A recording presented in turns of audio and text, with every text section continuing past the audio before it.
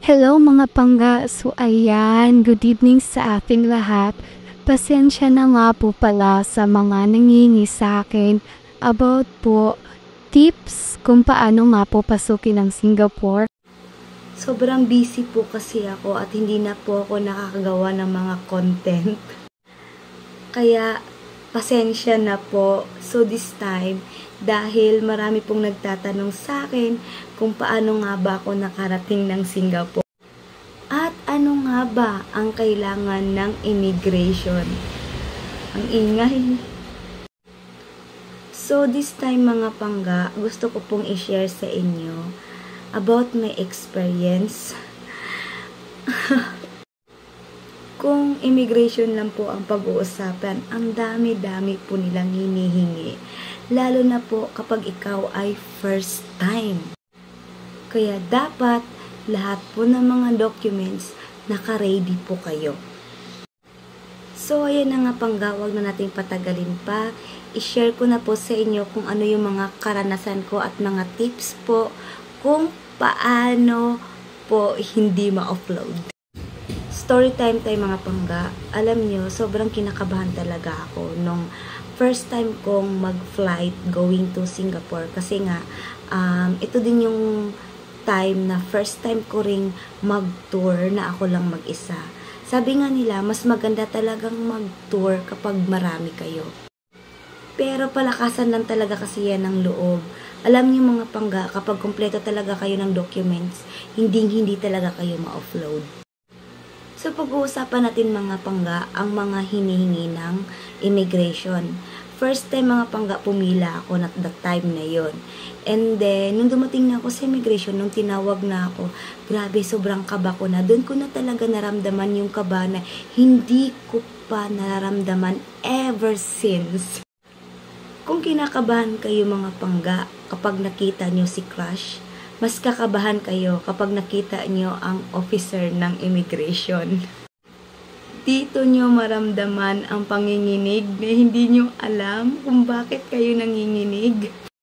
At dito nyo rin maramdaman ang panlalamig. Hindi panlalamig dahil hindi mo na mahal si ex, kundi panlalamig dahil hindi mo alam kung anong isasagot mo kay officer. So mga pangga, wag na tayong magpaligoy-ligoy pa. Ang una talagang tinanong sa akin is passport, next is ticket, and then third is itinerary, and then fourth is hotel booking. Yun. To be followed by kahit ano-ano na lang mga tanong. Alam niyo mga pangga, sobrang nahihiya talaga ako at that time nung tumayo ako sa harapan ng officer. Kasi imagine, mahigit 1 oras akong nakatayo sa immigration dahil talagang ginisa talaga nila ako. Mga pangga, tatanungin ka talaga nila kung anong trabaho mo. Siyempre nung tinanong nila ako mga pangga kung anong trabaho ko, sinagot ko sila na yaya lang ako. At the time na yun mga pangga, sobrang down na down ako sa sarili ko kasi parang ina-underestimate nila ako. Kasi actually mga pangga, ang trabaho ko ay isang yaya lang po, babysitter. So hindi sila makapaniwala na ang isang babysitter ay makapag-travel abroad. Bakit ganito? Parang may discrimination. Bakit? Porket yaya lang ba, hindi pwedeng mag-tour sa abroad? So, at that time mga pangga, sobrang down na down talaga ako kasi napaka-small po talaga ng tingin sa akin ng taga-immigration. Ang dami pong tanong sa akin mga pangga. Aside po sa ticket, passport, itinerary, and hotel booking, tinatanong din po nila sa akin kung ako nga po ba ay nakapag-travel na. At yun na nga po, isa din yung trabaho ko about yaya. So, tinanong nila ako sa salary ko.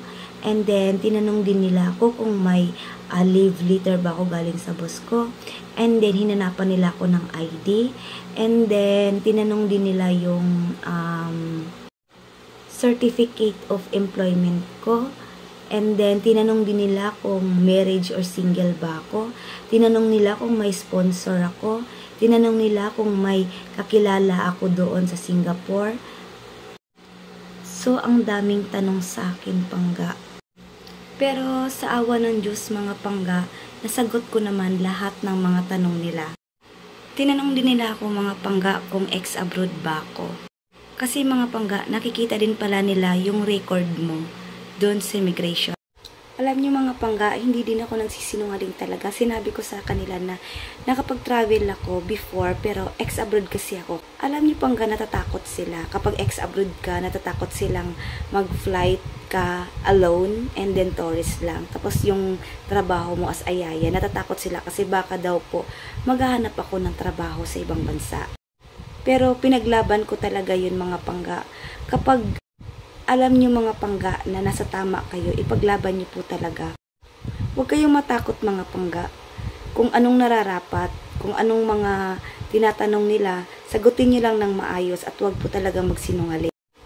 Iba kasi sila mga pangga. Kapag nagsalita sila mga pangga, kailangan tumingin ka talaga sa mga mata nila kapag sila ay may itinatanong sa'yo. Yan po talaga yung mga tips ko mga pangga. Alam niyo mga pangga, kapag tinanong kayo ng taga-immigration, makipag eye to eye contact talaga kayo. Yung mata nyo, mata ng taga, kasi mga pangga, nababasa po nila kung nagsisinungaling ka at hindi. At kailangan talaga mga pangga na may mga supporting documents talaga kayo. Kasi ako mga pangga, old passport ko, marriage contract ko, and then kahit hiwalay na kami ng asawa ko pero dinala ko pa rin yon. And then PSA ko, dinala ko talaga yun.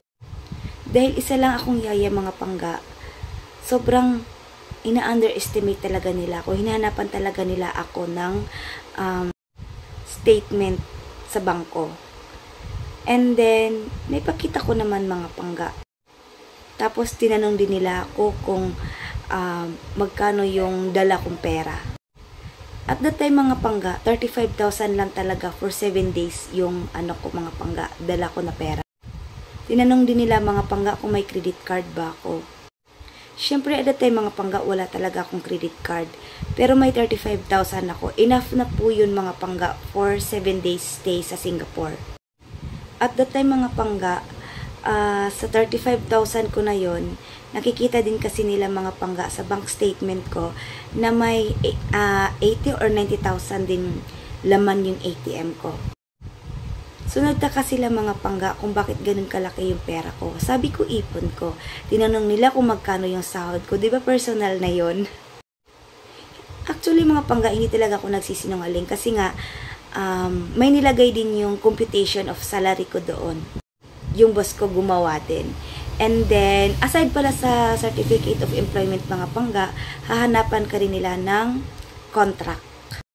So, di ba ang dami mga pangga, ang daming hinanap aside sa birth certificate, marriage contract, old passport ko, certificate of employment, leave letter. Tinanong din nila yung computation of my salary. And then, with signature talaga ng boss mo yun mga pangga. So, dahil ako ay very advanced mga pangga, hindi lang po certificate of employment ang pinapagawa ko. Lahat talaga mga pangga, pinapagawa ko talaga sa boss ko. To make it sure mga pangga na maniniwala yung immigration sa akin, hindi ako magtutor para maghanap ng trabaho. Magtutor ako dahil gusto ko pong magbakasyon. Actually mga pangga, ang sahod ko talaga noon is 20,000. So nakalagay talaga yun sa computation of salary ko.